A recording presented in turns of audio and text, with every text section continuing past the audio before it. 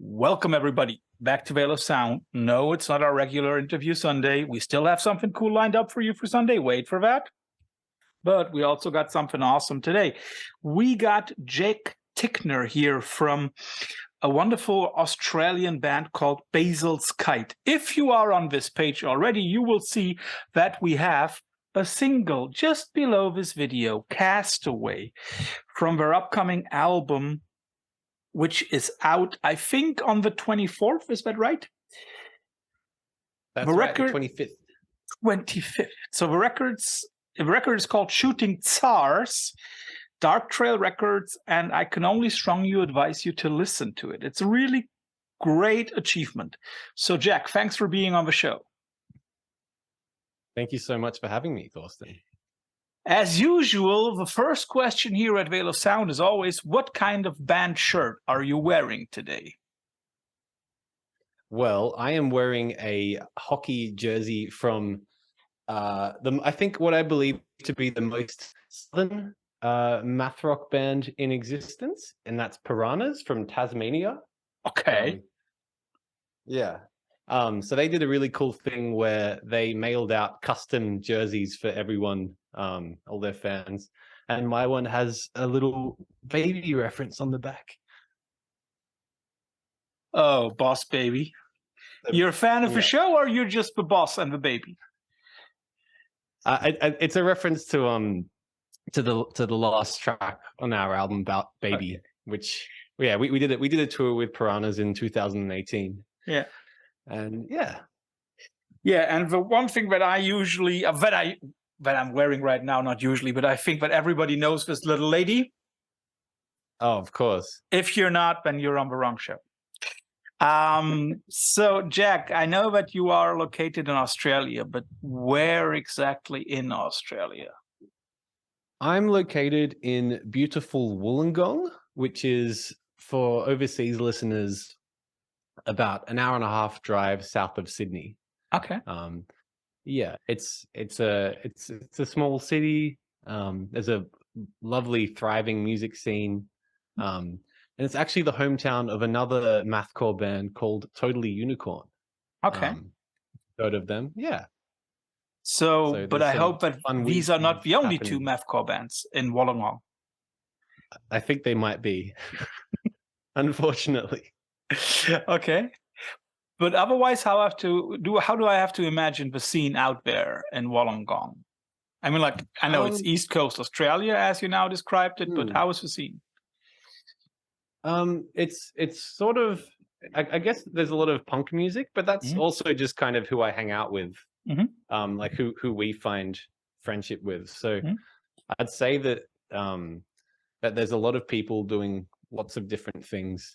I guess it's a very like surfer town. Like there's lots of people surfing, and there's kind of a bit of that like an indie rock scene as well, which is nice. So, but yeah, only two mathcore bands.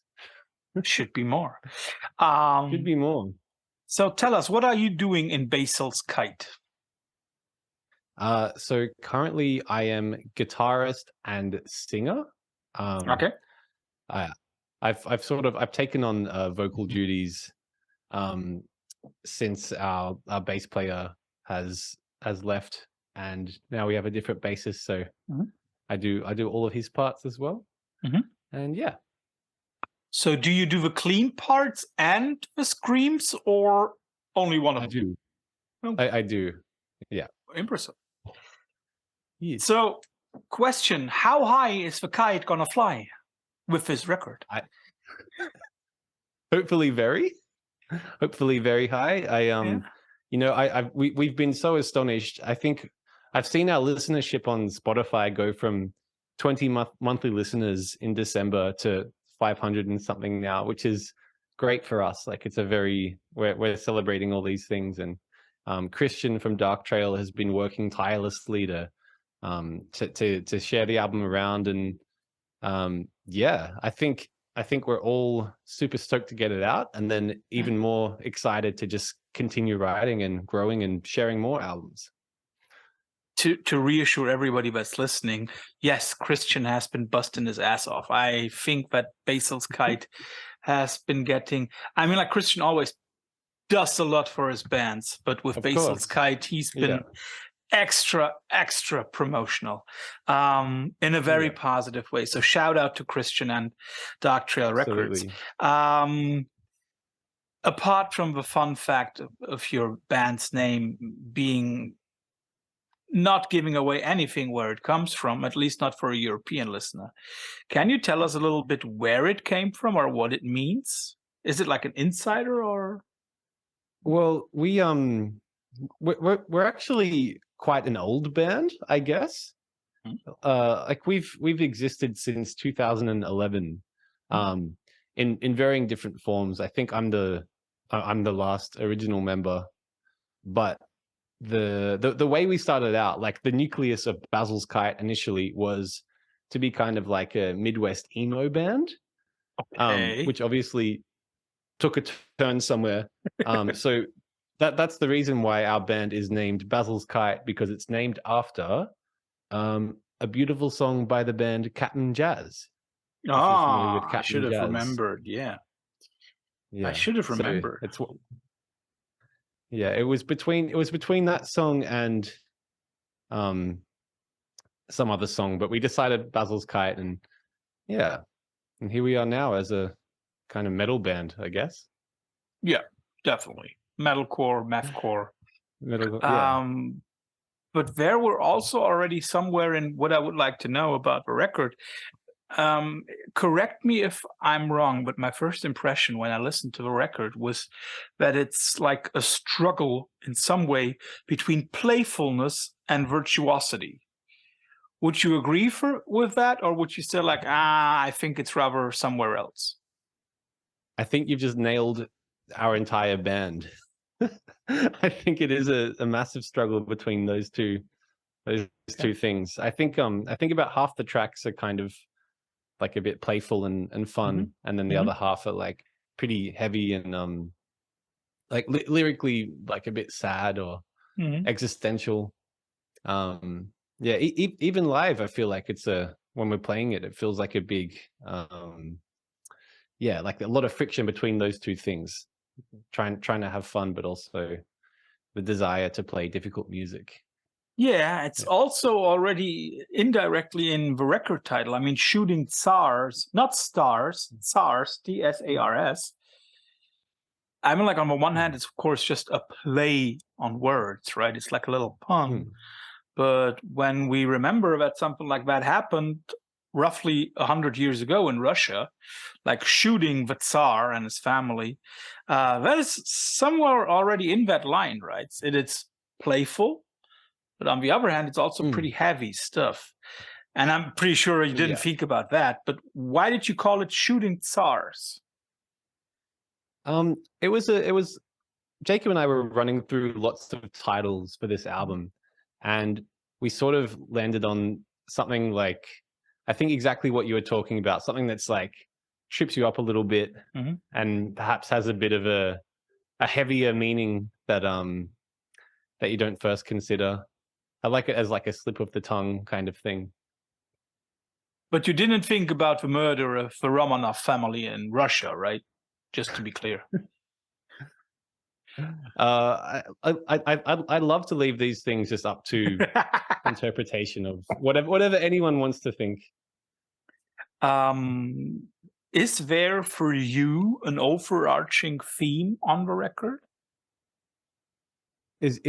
Sorry, what was that? For me? Is there like an overarching theme, like an overarching sujet on the record, where you say like, okay, I don't want to say concept, but like an idea what connects the songs?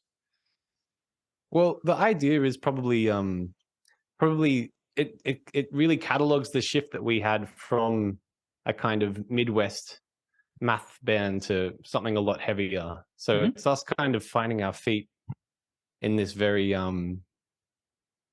this very slow and deliberate way.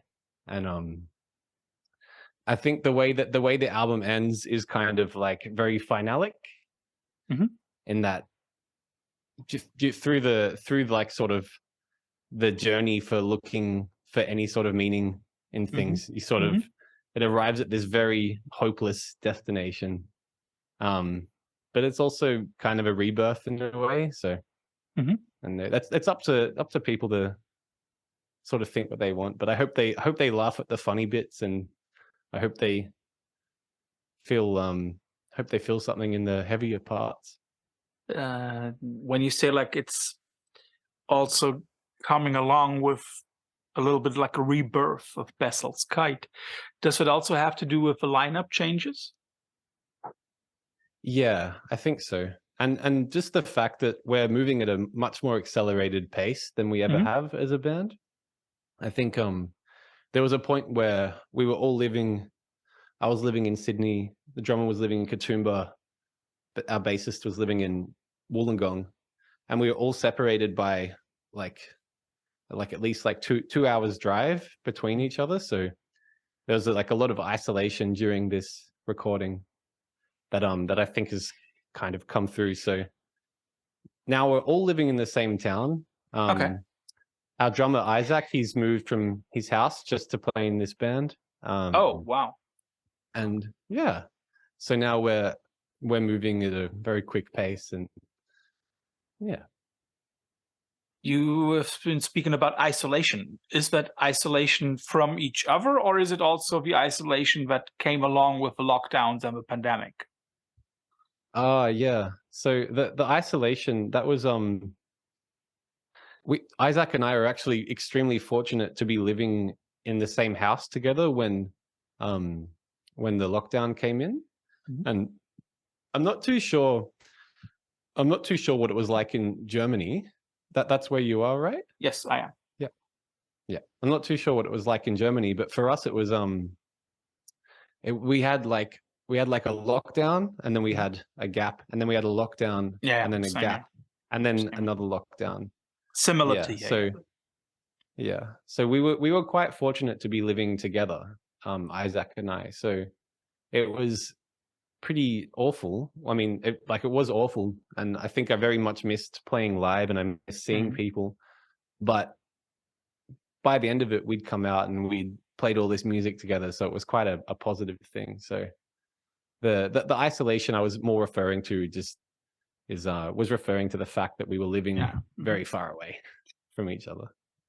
Now, the song that we are premiering today, Castaway, again, I'm pretty sure it's not a reference to Tom Hanks. Well, you know what? It kind of is. So who's That's how it Wilson? started. So who is Wilson in the Who's band? Come on.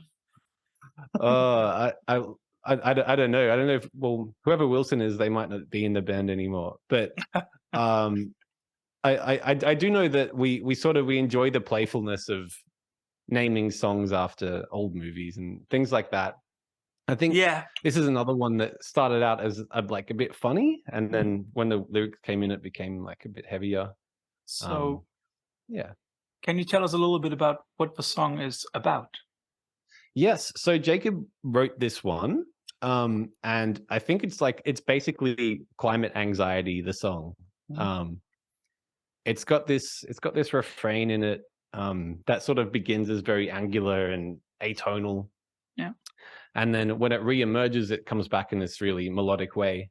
And I've Mhm. always kind of liked that. It's sort of like, it's like breathing a bit of like hopefulness into like a very awful situation to do with climate change. So yeah, it's my favorite track on the album. I love Castaway. I love how it turned out.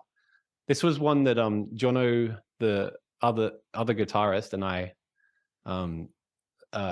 it's one that we wrote together, and I played Mhm. bass on this.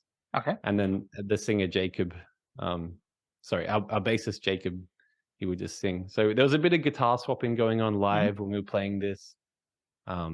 Very fun song to play, and in my opinion, really fun to listen to. Mhm. It definitely is. And it's just, again, something very, in some ways, playful, but at the same time also pretty heavy. And when I read some of the promo stuff that we got for the record, you've already mentioned some of the songs have a really serious background. So the song that you have released before, Bak Vark, I don't want to explain it, so I'll leave you some space to explain what that song is about, just to show people that we're not talking about one of those. We only talk about love pop punk bands. So what is Bak Vark about? So Bak Vark is, I think I sort of written this online a little bit, but this was initially an instrumental song that Christian asked us to put lyrics onto. And the funny thing is this is our oldest song. We've been playing this for probably since 2013, 2014. Like it was back when we had saxophone in our band. So which was a real thing that happened. So yeah, we sent it through to Christian, and then Christian had the advice to put some lyrics on. So I just went into a studio by myself and sat down and locked myself in and wrote some lyrics about. I always knew the song would be in reference to like a bit of the time I spent in school. I had the misfortune of being at like a school with like some pretty rubbish administration, and there was a very mean energy to the place, and so it's kind of about falling out with those people, and I guess overcoming in a way. Yeah, I tried to kind of capture their energy in a song.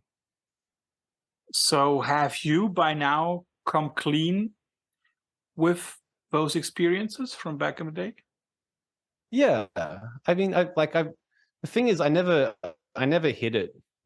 I never really hid it away. I just found it like just some nice, a nice thing to use for inspiration for music, because it's nice to make something good out of something bad.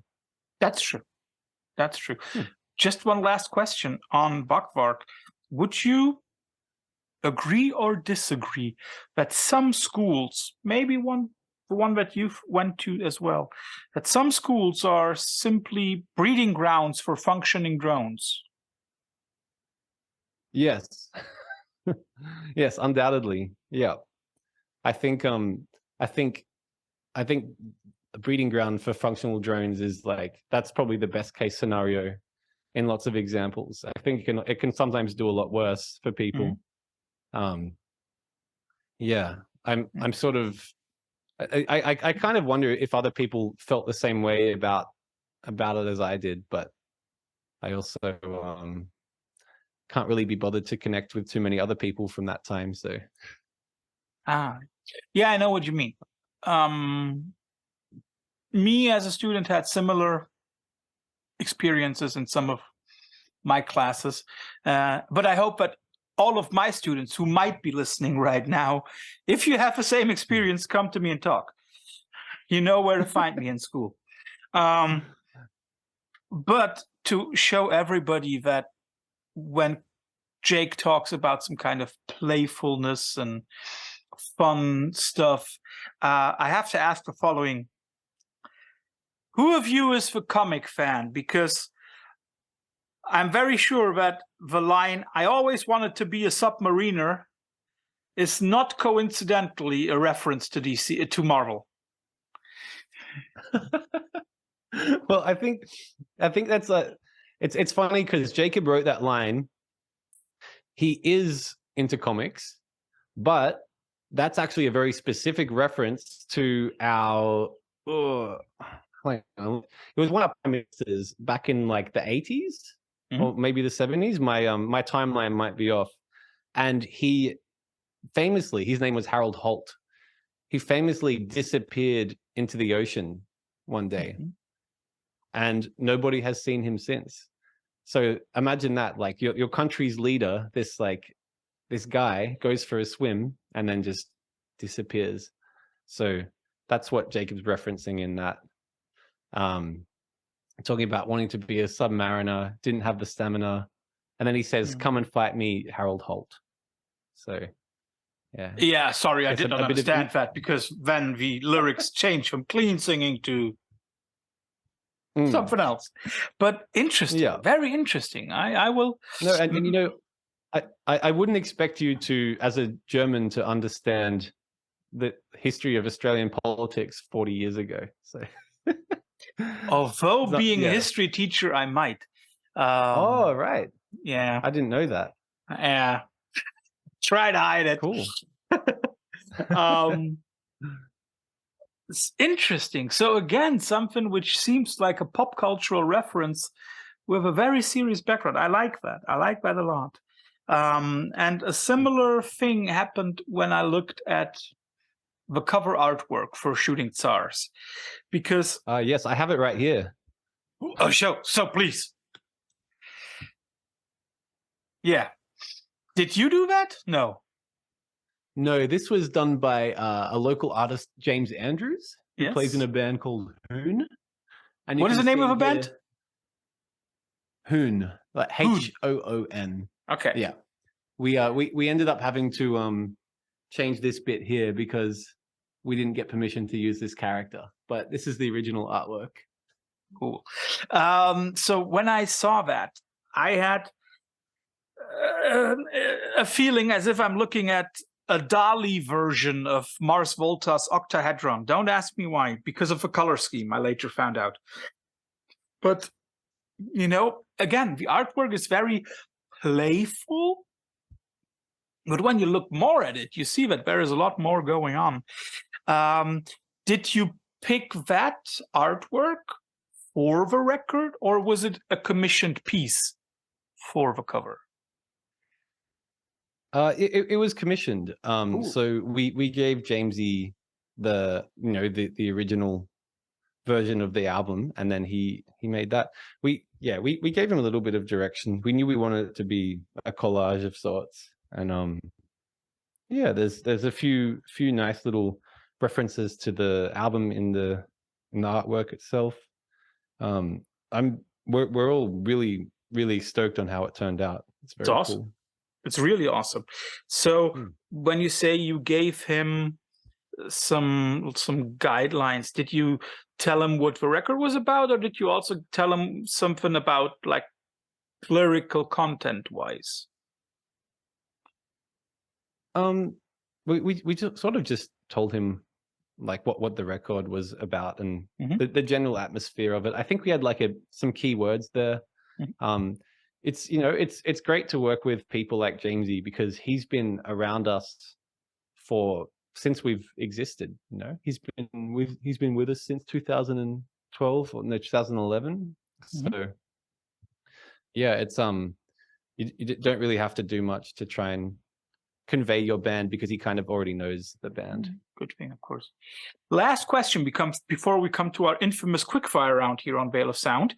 Are there any general influences on the band when it comes to music? Is there like a band where you say, oh, that's something that we all love? Yes, there is. I mean, it's different for everyone. But for us, I think the nucleus of Basil's Kite was Terra Melos. I think that I think Terra Melos and Hella, if those two bands didn't exist, then we wouldn't have probably existed. Or maybe we would have. I don't know. But you know, it's those sorts of bands were the ones that really fired us up and got us into like alternative kind of math music. So our infamous quickfire round, I cannot leave you, of course. You always like, I have like 10 couples, I think. Yeah, 10 couples where you always got like alternatives, like roses versus tulips. You have to decide on one. And let's start with something easy. AC/DC versus Silverchair. Silverchair. Any explanation why? I love the song Straight Lines. And that's a really uncool thing to say because no one should like that song apparently, but maybe that song, but I also would have chosen Silverchair. Yeah. AC/DC, I mean they're great, but I like that song. I like pop songs. Yeah, but Silverchair also had that knack for writing pop songs with a twist. And yeah, I can see that. So, sunny day real estate versus American football. Or I don't. I have I have like no I have no horses in either race with that one. I think I hear that that Never Meant American Football riff in like math rock meme pages and stuff, and I hate it. I hate it so much. I don't know why that riff annoys me so much. I haven't really listened to either of them that much at all. Okay. So yeah. Melbourne versus Brisbane. Brisbane. Why Brisbane? No doubt. Brisbane is it's warmer. Okay. It's warmer. I'm all about the weather. I love the hotter weather. And I think Melbourne's great, sure, but I've also got some cool friends in Brisbane, so. Marvel versus DC Comics. I don't really have any horses in that race, but if I had to pick one, I'd probably say whichever one has Spider-Man. Marvel. Is that Marvel? Marvel. Yeah, cool. The Fall of Troy versus Genghis Khan. Oh, it's got to be Fall of Troy, just because they're so impressive to watch as a three-piece, and it's kind of how I aspire to perform as a three-piece. Botch versus Coalesce. Botch, definitely Botch. I adore the guitar in Botch. Mm-hmm. Touring versus writing and recording. If I had to pick one, I would say touring. Mm-hmm. But I couldn't do touring without writing and recording, as painful as it is. Mm-hmm. It's a very painful process. Fugazi versus Black Flag. I don't know the second band. What are they called? Sorry, Black Flag.